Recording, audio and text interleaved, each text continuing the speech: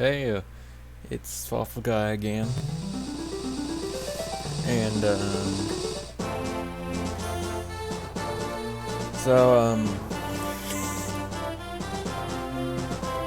I, I got a confession to make. I already beat Chapter 6 off camera. Although I meant to record it, but there were, some problems came up and I beat it already. But I'm not doing that again. I don't feel like doing that crap. And I feel like it's alright to just go ahead and do Chapter 7, because, I mean, like, I don't want to lose the progress I made in Chapter 6, and I'm gonna talk all about it when I get into the game. And in the last video I did actually upload, I showed off the majority of Chapter 6 anyhow.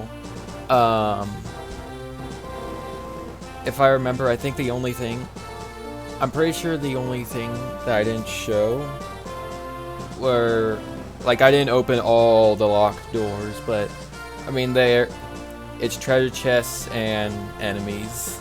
You know, some enemies, and that's about it.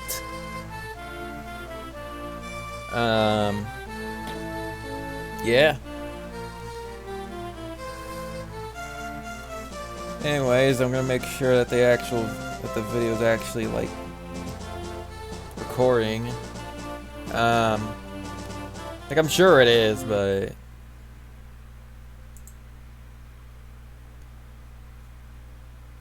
yeah, I'm showing the ugly behind the scenes stuff, but you know, what can you do? Where's the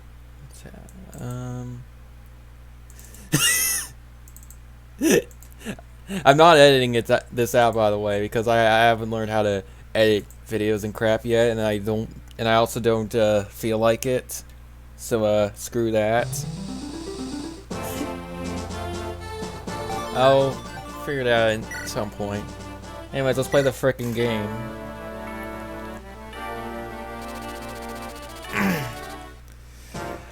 Oh boy, a lot to go over, especially since I basically skipped a bunch of stuff by accident. So first of all, what did I do in Chapter 6? Obviously, I beat Chapter 6. Let's see. I finally got Marcus to D-rank axes and C-rank swords. And here's what this means. I can give Marcus the hammer, which is otherwise useless, to have Marcus take out a specific enemy on the first turn. And it makes things a heck of a lot easier, which I'll get into why as we go along. And then C-rank swords. You can get a killing edge in this chapter almost at the start, actually. And killing edges, having a killing edge in this chapter is very good, because you want to be able to take out enemies even if you're unlucky enough to not crit. Though that's really good to have, that crit chance. Like, you still do some pretty good damage. Now if you use a killing edge, the weapon triangle's not exactly on your side, since there's a lot of lance users in this chapter, but let's see. I got a lance, a silver lance, a second silver lance in the last chapter. And yeah, Marcus has his own already, but that's gonna be very useful. And again, I'll show off why as we go along. What else? Of course, I recruited Saul, Dorothy, and Sue in the last chapter, and I did talk to Kath as well. So I've made progress towards recruiting her as well.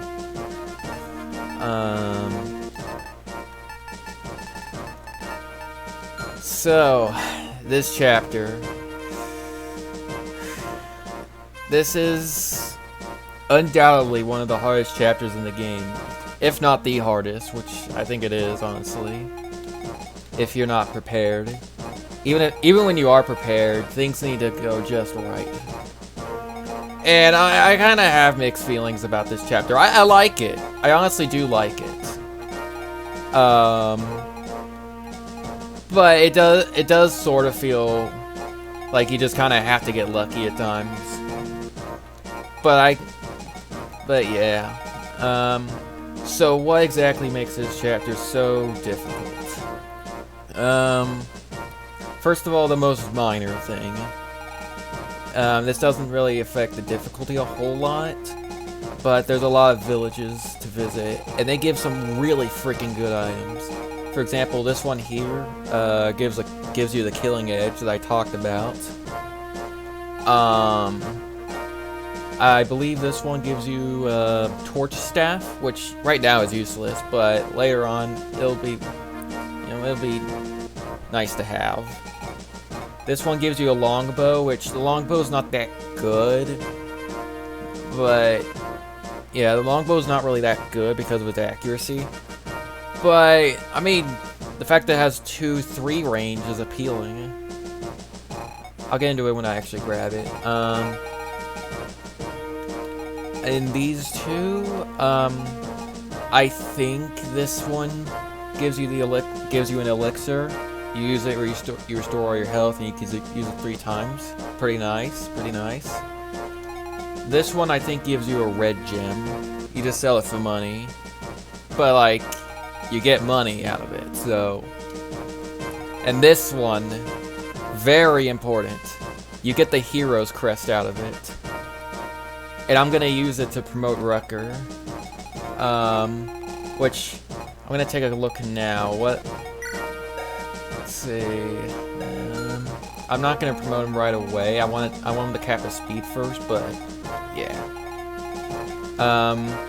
Maybe this one has the elixir. I can't remember what all of them have. There's the shops, which the shops here in particular are pretty decent.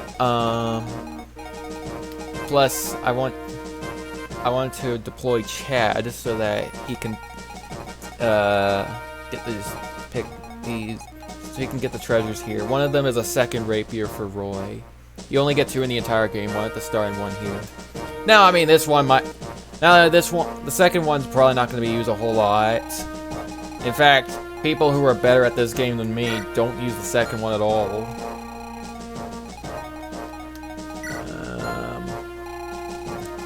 What else makes it hard?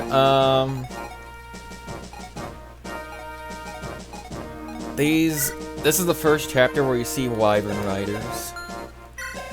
And they make one heck of an impression, I'll tell you that.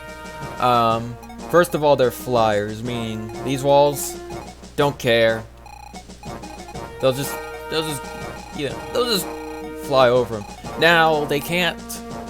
They do have to go around arenas and villages, the arena and the villages, which that's very important. You have, because, but yeah. What? Long story. No, wait. No, they can fly over. No, they can fly over arenas and villages, so it's fine. So yeah, it's practically impossible to hold them off via choke point. Which, yeah, choke point. It's very important to be able to hold this choke point here. And during all of that, this guy's gonna be coming right at you. If you get within a certain radius of him, which is very easy to do. If you go within a certain radius that makes it so that he's able to reach you in 2 turns, that's when he'll start charging at you. Same goes with this guy. Yeah. And both of them hit kind of hard. They have high strength. They have steel lances, which aren't the most accurate things in the world, but on an enemy it could be potentially scary with this strength stat. Let's see. Oh yeah. Also, if you're brave enough, you can go for the red gem. you can try to take the red gem from this guy. Now I'm trying to remember here. This one has that thing where if you go within the radius, the 2-turn radius, he'll attack you. This guy does not. You simply have to be within his range. So you'll basically, in other words, you'll have to fight most of these enemies off anyways before that. So this guy's not the most threatening one in the world. That being said, I believe a third Wyvern Knight spawns very freaking early on, I believe. And like I think around here, I can't remember very well. And he'll charge at you that way, of course. So you gotta deal with those guys, and they make this a nightmare. So yeah, I'd say that's the second hardest thing about this chapter. Before I forget, I'll talk about the boss. He's a knight, and so you know he's slow, but he's on a throne, so who cares? He's dodgy, and because he's so defensively bulky, it could be pretty freaking hard to kill him unless you have an armor slayer. In fact, I've been saving the armor slayer I got in chapter 2 specifically for him.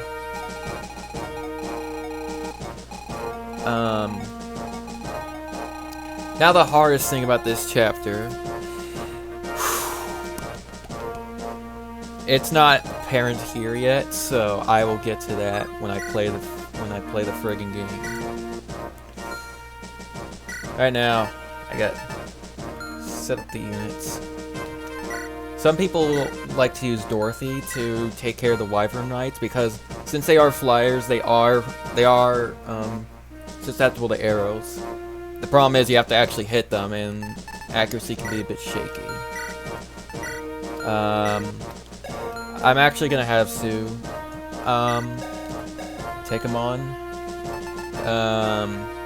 Let's see now. Don't want Ellen. Take out Moralinus.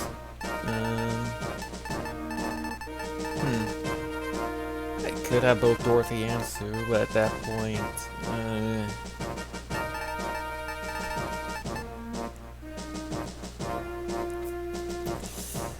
joy.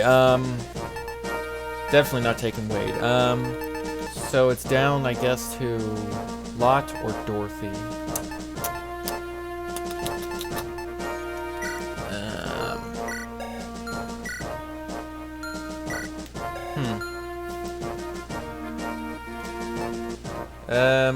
You know what? I might actually take Dorothy.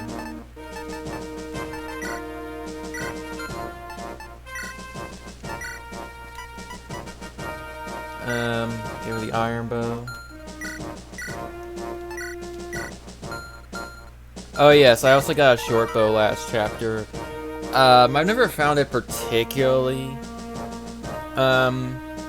particularly good, simply because it has less might.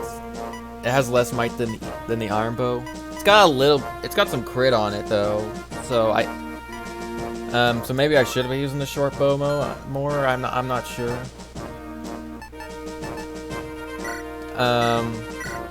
This is like the only chapter that I have a ghost of a chance of using Dorothy in, because like I don't want to use her in any chapter other than maybe this one. And even then, she might be more of a liability than anything. If she dies, then I might just trudge on without her, if I'm gonna be honest.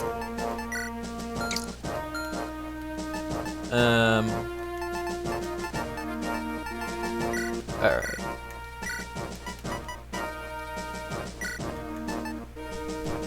Give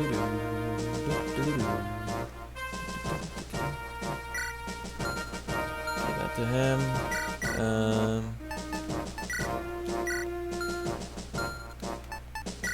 Oh yes, that's right. I got a killer axe last chapter. Now, whether I can actually use it, I can't. I don't have any axe users that have C rank axes. The most likely candidate at this point to have high enough rank is Lot, but I don't use them a whole lot. I didn't mean to word it like that, but yeah. Definitely giving the hammer to Marcus, because it's the entire reason why I wanted Marcus at D rank axes.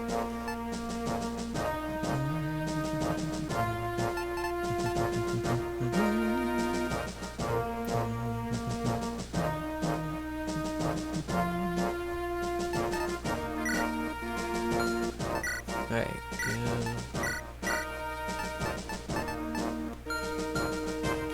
I'll trade with Marcus and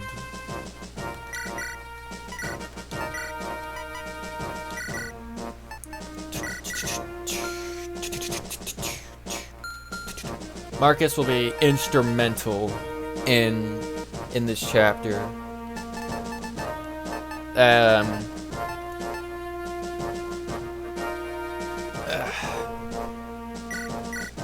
See, should the Armor Slayer be on Deep or on Record?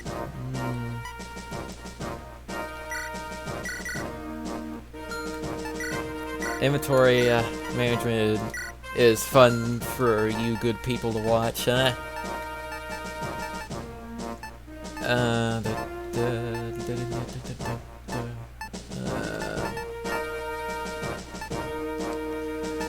Let's see.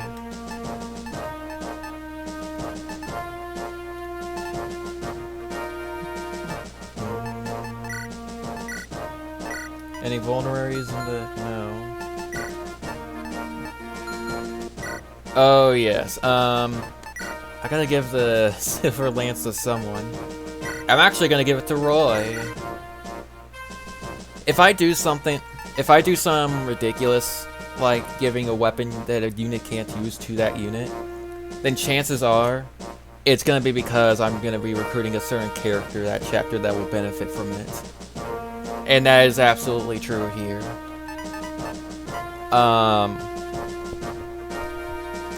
Let's see, now Killer Axe, I don't think anyone can really benefit from it. At this moment, anyways. It'll definitely be useful later, because killer weapons are really nice. Because this is a game where you generally don't one-round enemies. So that crit chance matters, unlike other Fire Emblem games where like decent units will almost always run around normal enemies. So crits don't really matter at that point. Let's see. Yeah, I'll give Shauna an Iron Lance, I guess. Oh yeah, oh yes. I wasn't recording, unfortunately, in Chapter 6, but she actually got a strength level up. It's a freaking miracle, I tell you. That, I mean, jokes aside, she's bound to get like 1 or 2. She's bound to get 1 or 2 if I'm training her up this much. Also, I love how the game teased me by by almost leveling her up, but not quite, not quite. Alrighty.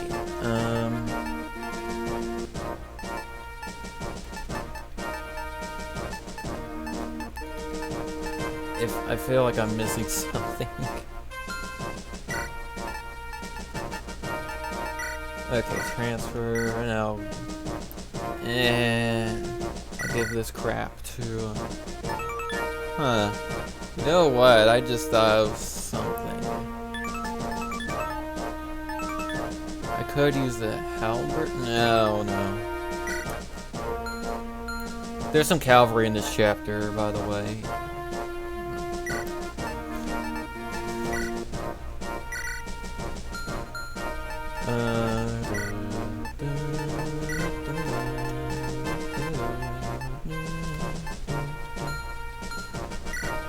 transfer.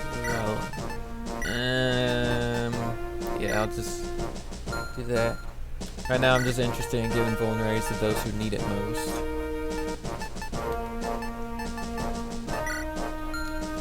No. Lance and Alan can just trade with each other.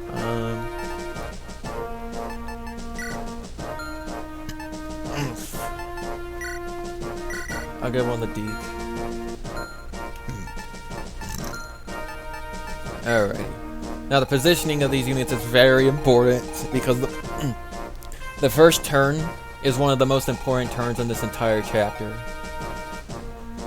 But what I want to do, the entire reason I work so hard for Marcus to be able to use that crappy hammer, is because of this guy. His stats aren't anything special, you know, he's a generic, obviously. But his positioning puts him in the way of where I really want Roy to be in the second turn, which is here. Alright, so with that in mind, I'm gonna move Marcus 1, 2, 3, 4, 5, 6, 7. 1, 2, 3, 4, 5, 6, 7, 8, 9. So Marcus absolutely has to be here if you're using the strats where you use the hammer to kill him on the first turn. With that being said, the whole reason the hammer is usually a crappy weapon is because its accuracy issues are just awful. So I'm gonna be a freaking cheater, and if I miss, I reset. That's why this strat works. It only works if you're not doing an Iron Man run, which, for those not in the know, an Iron Man run is when you play the game normally, but you don't reset ever. If a unit dies, you have to go on without them. If you fail to get a certain item, you have to go on without it. Stuff like that. I haven't tried one yet myself, but I do plan on eventually doing an Iron Man run on some game. Maybe this one. Because despite this game being pretty hard, this game is pretty good for Iron Man runs because there are so many units that in this game. I think there's like 50, it might be like 54 or something like that. There's a lot. You recruit units almost every chapter, but the thing is, a lot of them don't really get used because they just get outclassed by other units.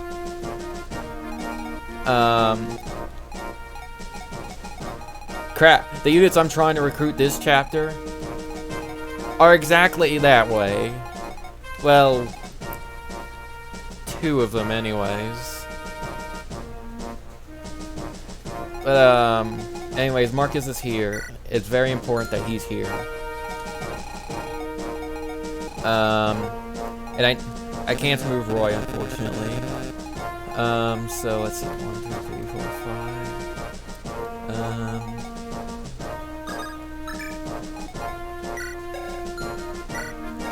Yeah, Lancer Allen, it doesn't matter. It doesn't really matter who's here. 1, 2, 3, 4, 5, 6, 7. 1, 2, 3, 4, 5, 6, 7. Yeah, hold on now. 1, 2, 3, 4, 5. 1, 2, 3, 4, 5, 6, 7.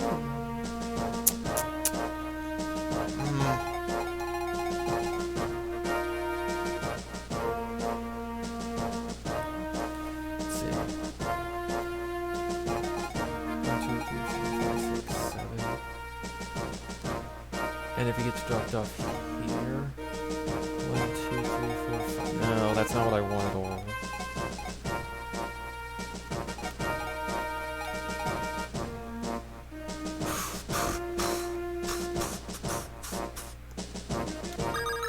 See, I'm gonna have Shauna ferry Roy around.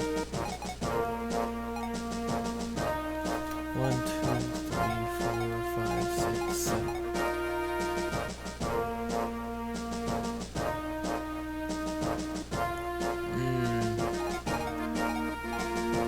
Trying to figure out how this friggin' works. 1, 2, 3, 4, 5, 6, 7. What if 1, 2, 3, 4, 5, 6, 7, 8? No, that's not what it means. Yeah, Marcus has to be here. That's right. The placement of these forests is honestly kind of annoying.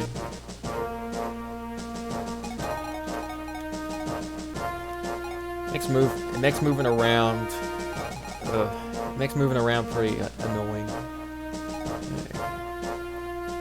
1, 2, 3, 4, 5, 6, 7.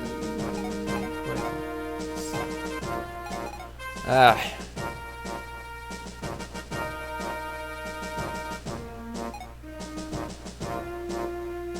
Let's see. I think the plan is to kill Benign on the first turn. It might be the second turn, now that I think about it. No, I think it's first turn enemy phase, probably. Yeah. So... 1, 2, 3, 4, 5, 6.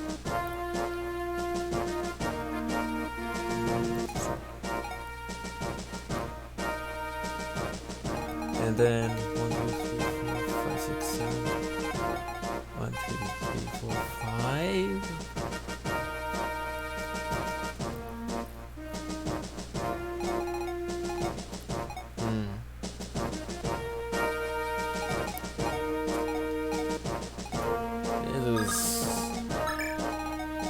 It is rough.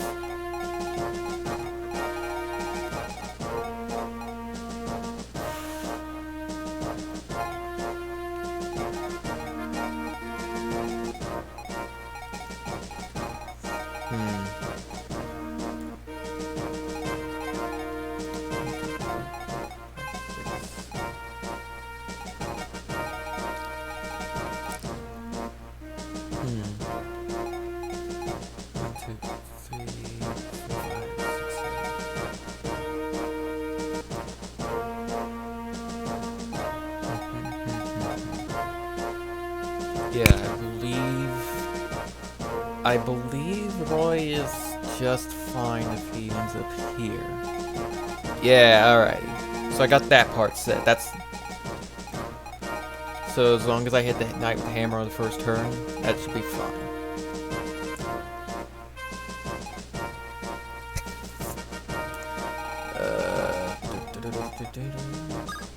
Oh, well, I didn't think of that, but that's fine. Everyone can take a hit.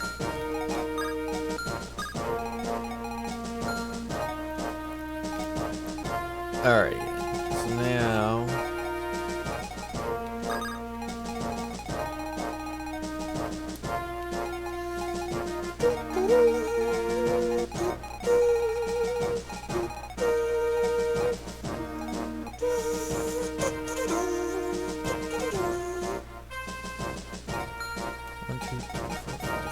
No, that's not what I want. We better have Chad visit the village. 1, 2, 3, 4, 5, 6. Yeah, whatever. Chad's got plenty of time to do whatever.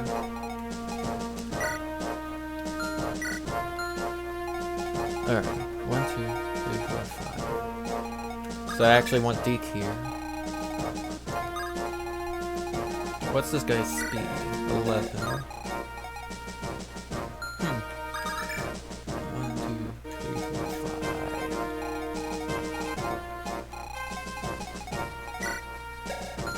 Got more strength.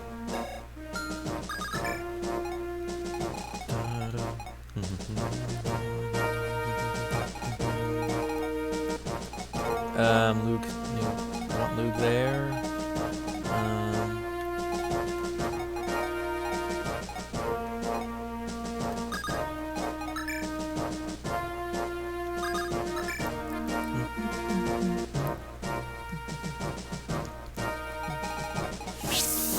I think I'm set. Alrighty. Oh, this... I might not do this whole chapter in one video. if I'm gonna be honest. Cause this chapter is pretty long. I mean, in fact, I think this is probably the largest map yet, actually. Well, yeah.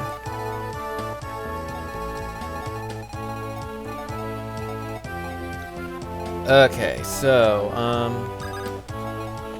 I was considering having Clarine go to the village, but I want Clarine to be on standby at all times to be able to heal when necessary. Because that's a big freaking deal here.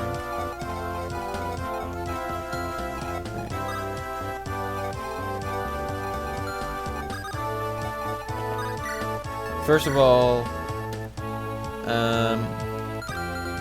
first of all, this knight's got. I want this knight to die like now. This knight is one of the reasons I've saved the Armor Slayer up to this point. The two enemies that the Armor Slayer is most useful on in this chapter is this guy, and absolutely the boss.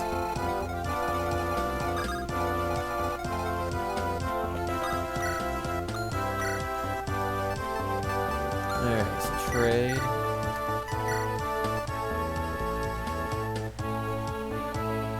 Oh, I messed up the trading sequence. That's fine. I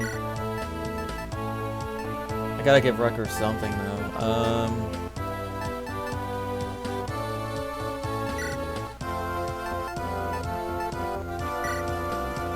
Yeah, we'll go with that.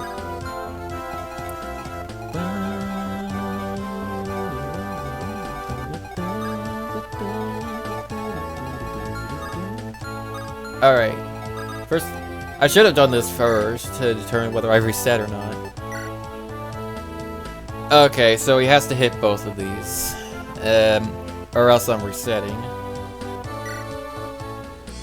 But 80 hits? That's more than I thought it'd be. Now, unfortunately, I won't be able to have someone equip Marcus with a different weapon for enemy phase, so he's stuck using the hammer to fend off the merc. But like, it's not a huge deal. I can have someone else kill him next turn. Let's see. This javelin guy will go after him. Well, actually, no. I'm gonna move Shauna here in the process of executing this strat to get Roy here by turn 2. So, alright. So now,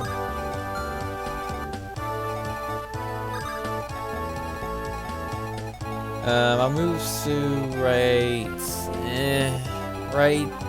here, I guess. What's the accuracy on 80? Yeah, they're the same. That sucks. I think I'll move Dorothy. I might move Dorothy here. I'm not sure though.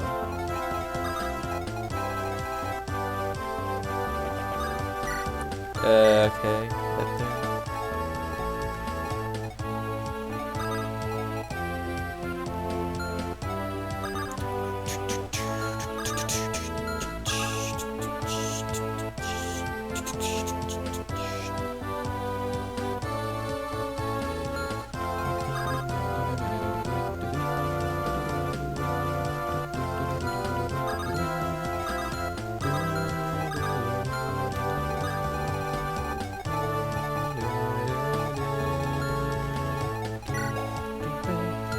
Who's got higher strength?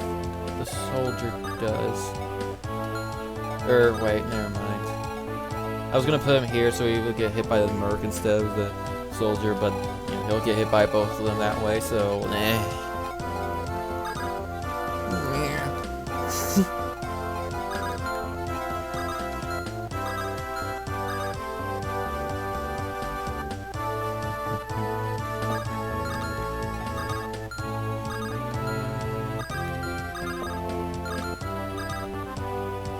Huh.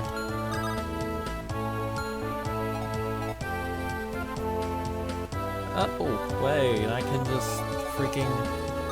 I'm a freaking idiot. I can just... have Roy, like... I guess here. What's the... Oh, yeah. Cavalry. Oh, my word.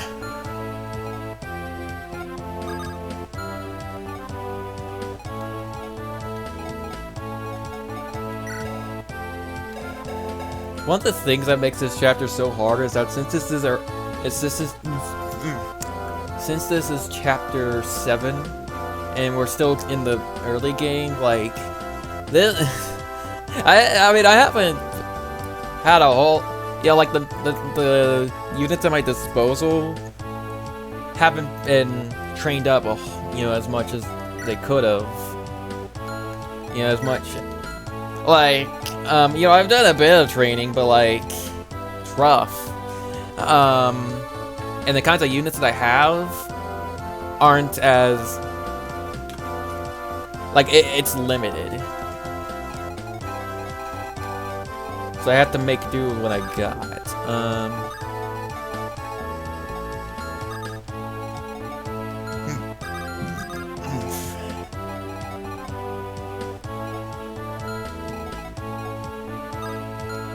Does Roy have the rapier equipped? No, he doesn't, but I can do that.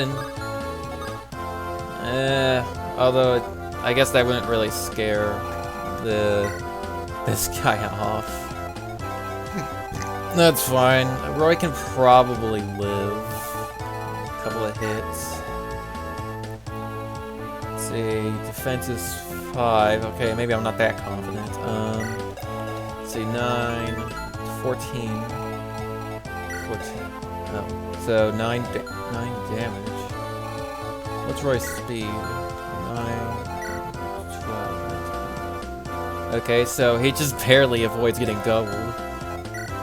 Good character Roy is. Alright, yeah, Roy will definitely live.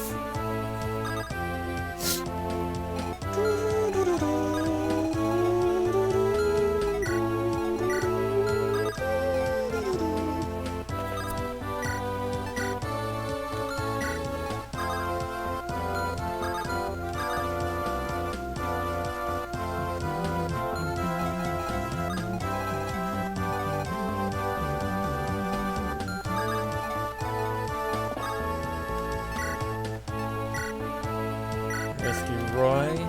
Head over here.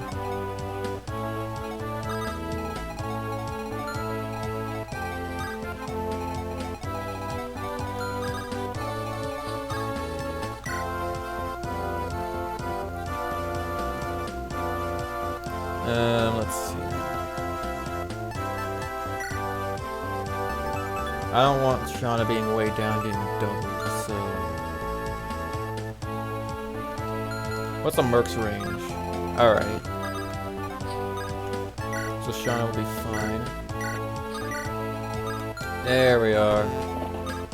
Get into that nice support range. Oh yeah, this knight does not move unless you get into his range. And to be frank, for the first part of the chapter, you don't want to get into his range because because you're gonna have a lot of crap thrown at you up here. As you can see. So you get this so you have to deal with all this. And at the same time you got this guy on your back. Quite literally. And it's not fun to deal with. It's not worth it.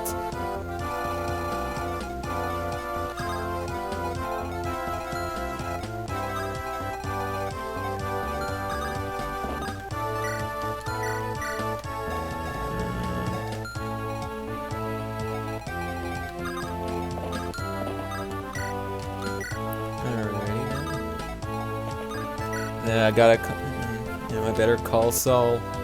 Over there.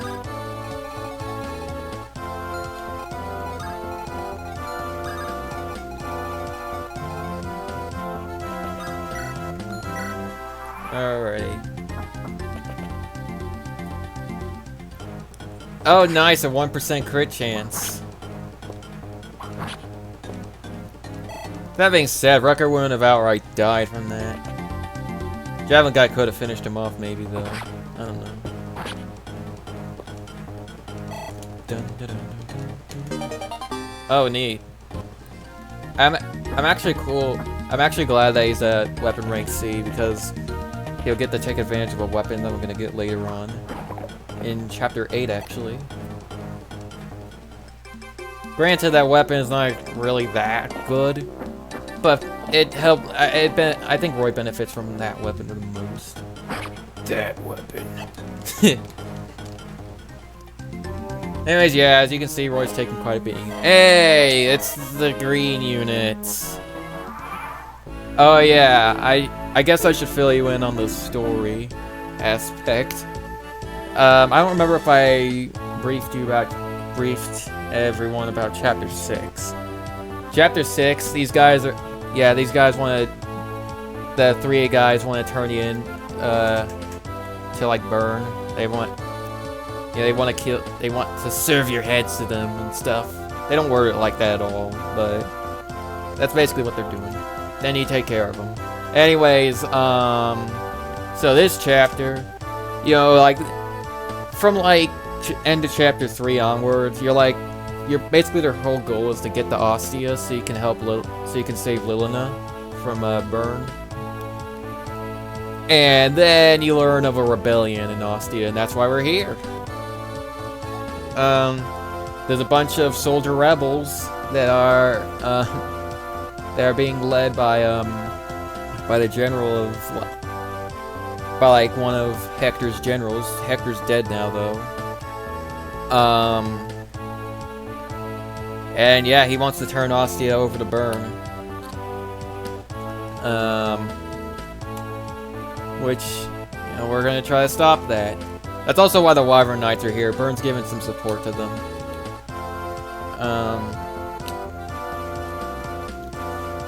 Yeah. Oh yeah, and these green units are some mercenaries that Hector hired. And they're so loyal to him that even though he's dead, they're still gonna like try to stop the rebellion. Oh yes, green units. I should talk about how green units work because I believe these are the first. This is the first bunch of them. All right, so green units. They're not enemy units. But you can't control them either. They move on their own. How it works is you get the blue units, get their turn, then the enemies move, and then the green units move. And the green units are dumb as rocks. It's very easy for them to get themselves killed, and that's why in this chapter you want Roy to talk to them as soon as you can, because things could get nasty if you allow them to do anything.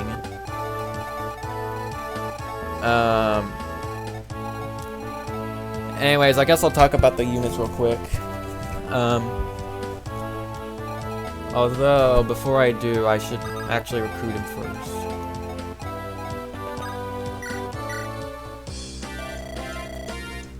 Alright, so, first of all, Jarrett.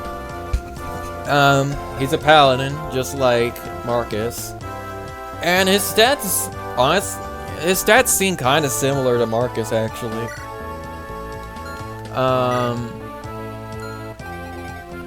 So, Jarrett has...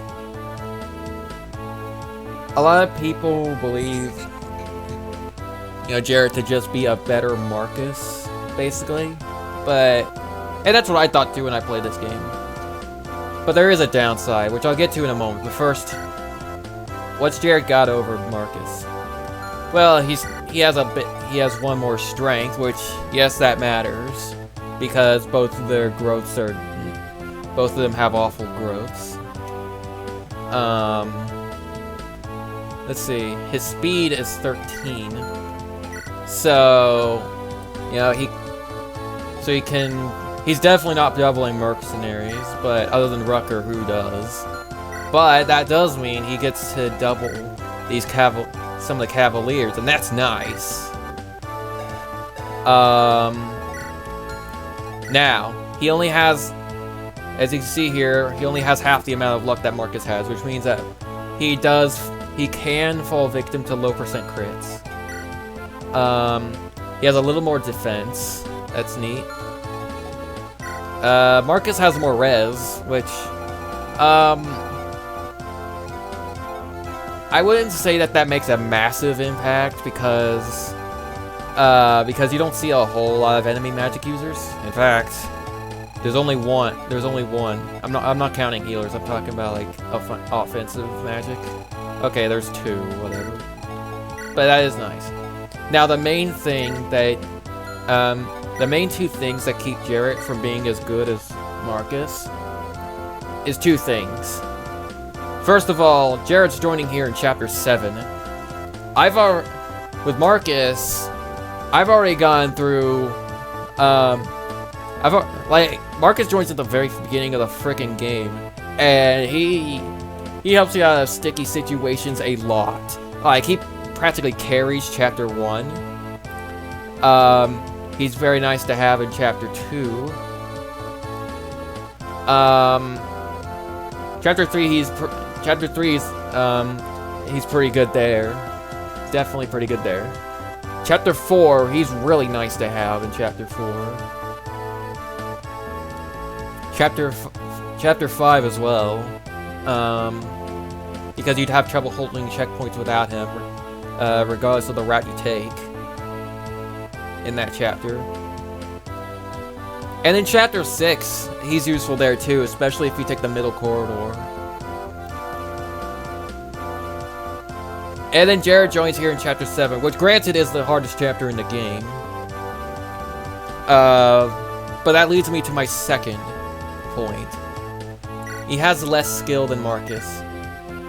Now, granted, the difference is only 2 points, but that means he loses.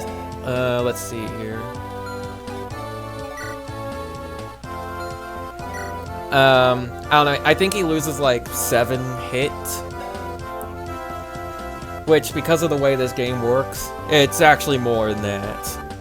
So his accuracy is lower than Marcus's, and it does matter. Like, it goes from like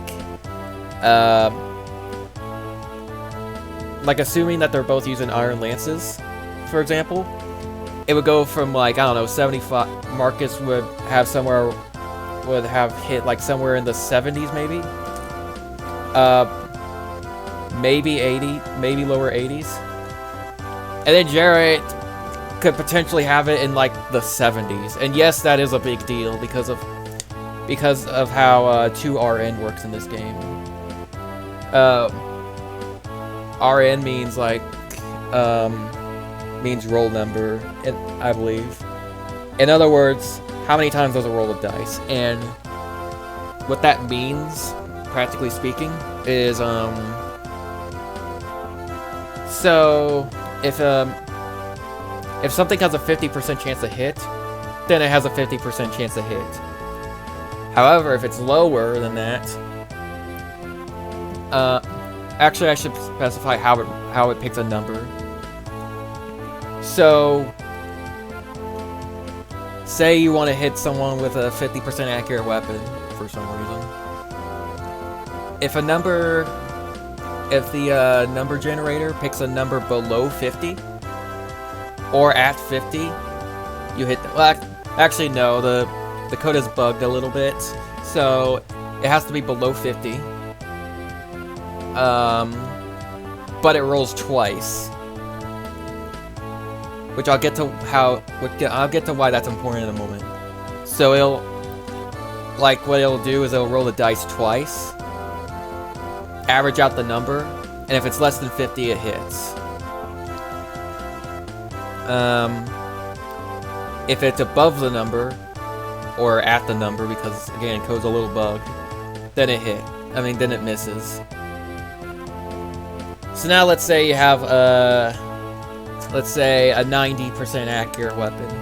Because the game's rolling twice, your actual odds are actually pretty good. I think they're like, I think the true hit is like 95-ish.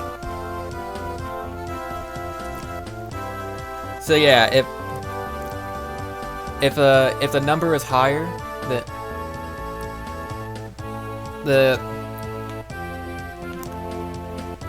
but yeah, if the chances are higher than 50%, then the true hit is even higher than what it shows, and vice versa. And with true hit effects, that means that the little bit of skill that Jarrett loses out on in comparison to Marcus, that does matter a lot, because you're throwing out attacks a lot, and if you miss at the wrong time, it could be bad. It could be really bad. Now if you're a good experienced player, then ideally you'll have backup strats in handy in case you do miss.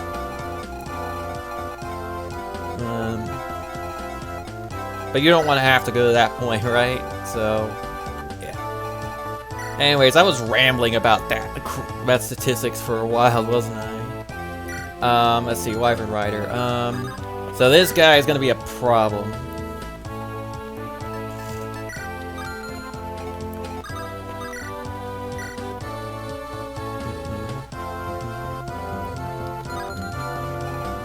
Alright, what's the Wyvern Knight's range? Crap.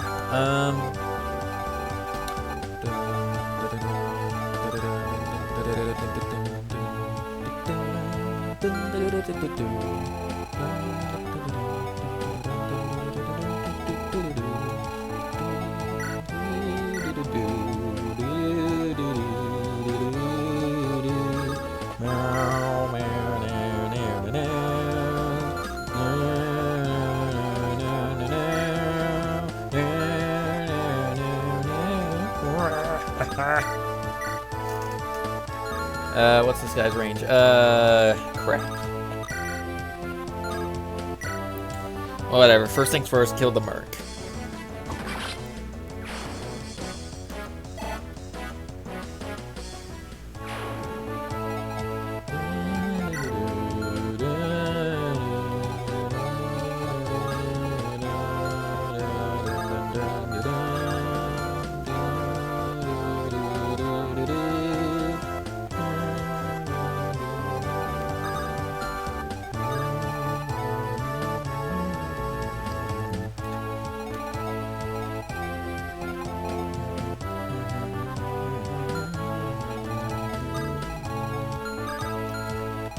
Cavalier's gonna die.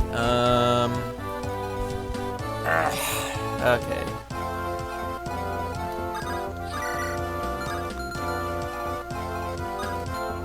This soldier's gonna be a pain. I can already tell.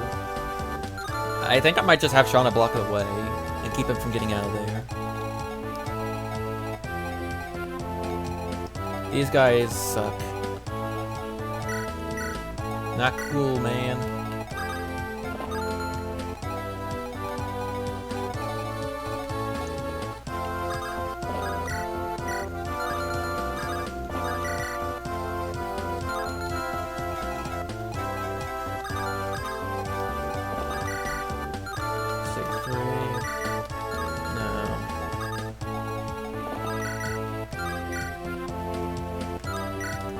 Yeah. Okay, so 12 and... oh, crap.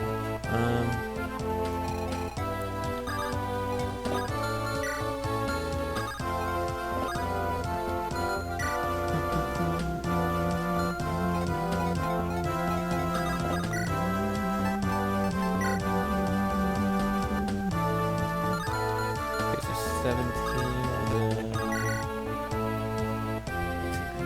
that's actually perfect. Dorothy hits it.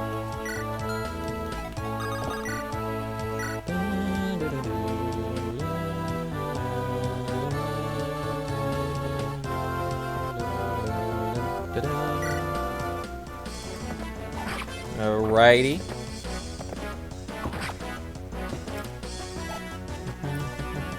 Wait, hold on. They with 5 health, not 4? Ah, crap.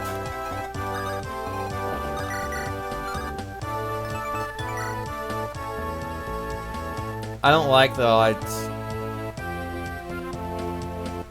Well, don't tell me the odds! Woohoo! That actually freaking worked. Oh man, that felt good.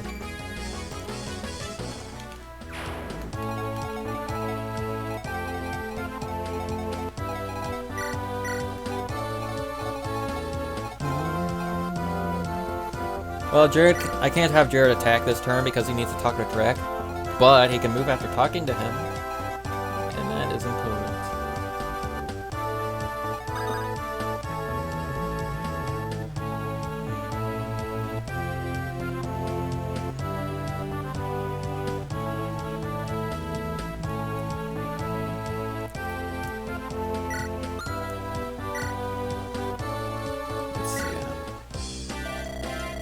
Alrighty now.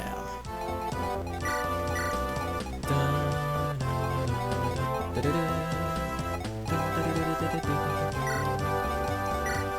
1, 2, 3, 4, 5, 6, 7.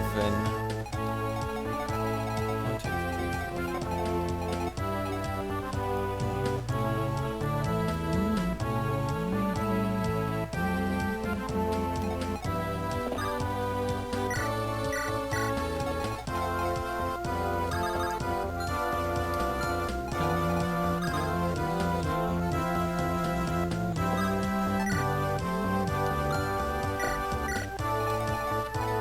yeah, I never got around to talking about Trek as a unit because I was ranting about it.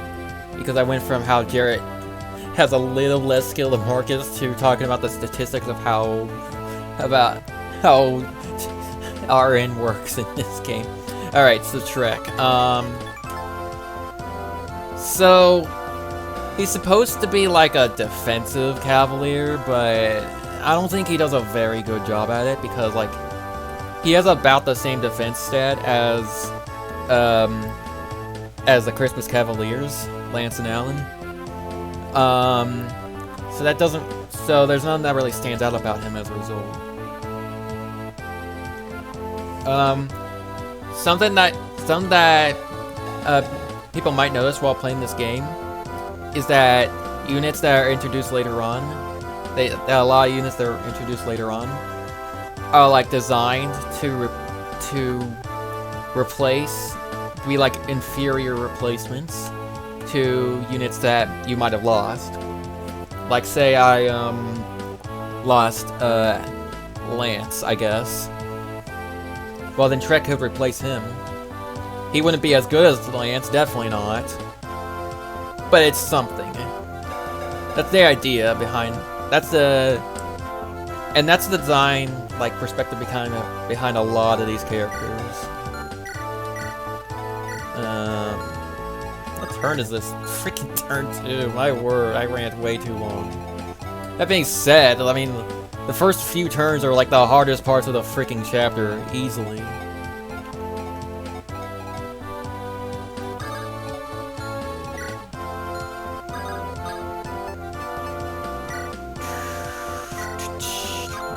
Speed. Oh, yeah, alright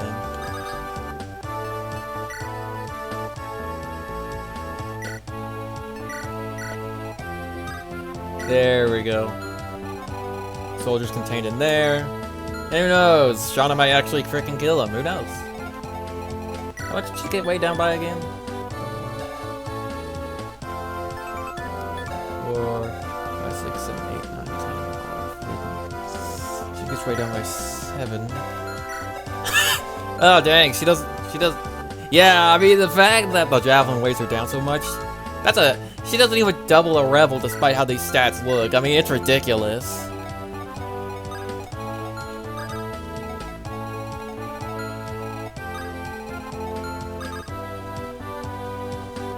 What's this guy's range? Oh man, I really want to have Lance stuck in the forest. You know what? I'm gonna do it. Forests are really good, and I don't want another unit having access to it. Yeah, Lance is gonna need a dodge tank this turn. That being said, dodge tanking can actually be kind of reliable at some times. This is one of those times, I think. Because Lance would need to be hit quite a few times in order to die. Oh my freaking word. Hey, there's one.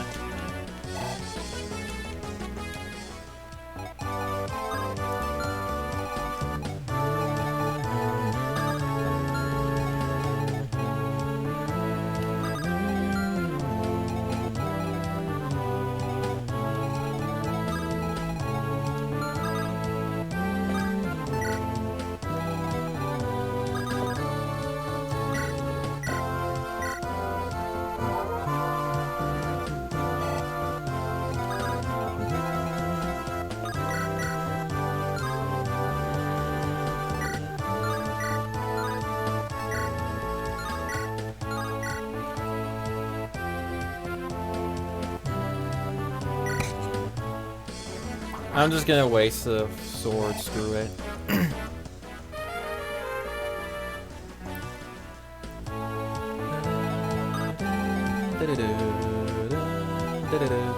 Crap, I should have had Rucker go in the forest. Wait, I don't think I could. 1, 2, 3, 4. Yeah, I could have. That being said, I wouldn't have had the checkpoint anymore if I did. Still. Rucker might be dead.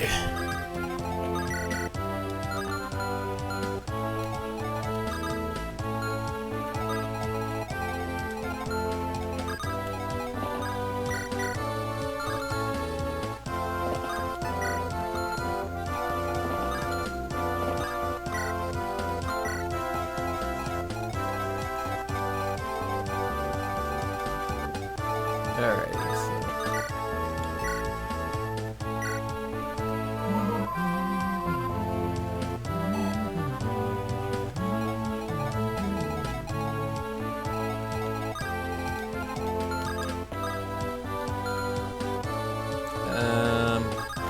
Oh yes, this village. Yay, torch staff. So there are some chapters that are fog of war chapters. In other words, the weather's foggy in those chapters, and you won't be able to see as your characters can't see anything out of a certain range. Well, they can see the terrain, thankfully. There's a certain game where that's not the case. But they can't see like enemies. And I don't like fog of war chapters. There is one exception though, of a fog of war chapter I actually like. But it's not because of the fog. It's despite the fog. Fog of war is not fun to deal with. But I'll get into why when we get there.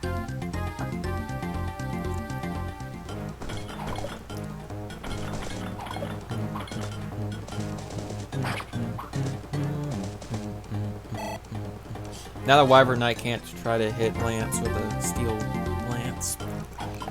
41 hit while Deke's in the forest? How much skill does this guy have?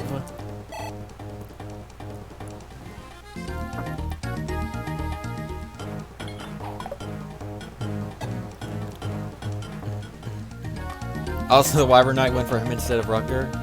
That's good. Oh yeah, I gotta turn animations on.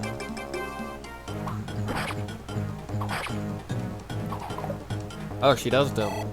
I guess I miscalculated or something. Oh yeah, I did miscalculate. The soldier gets weighed down by his javelin. Also, nice level up.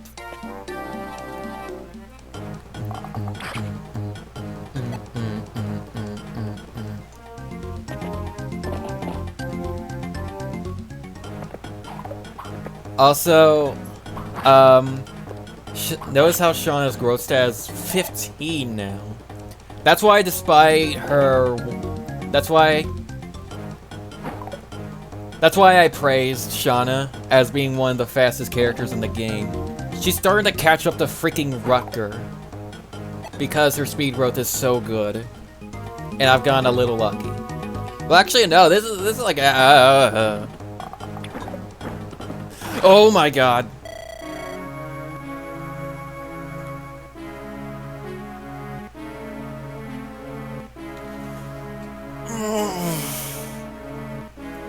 How in the freaking world does Sue get doubled?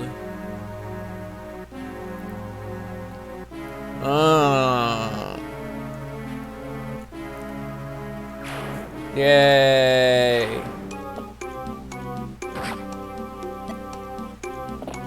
Oh man. There's a certain character that I can't recruit without her.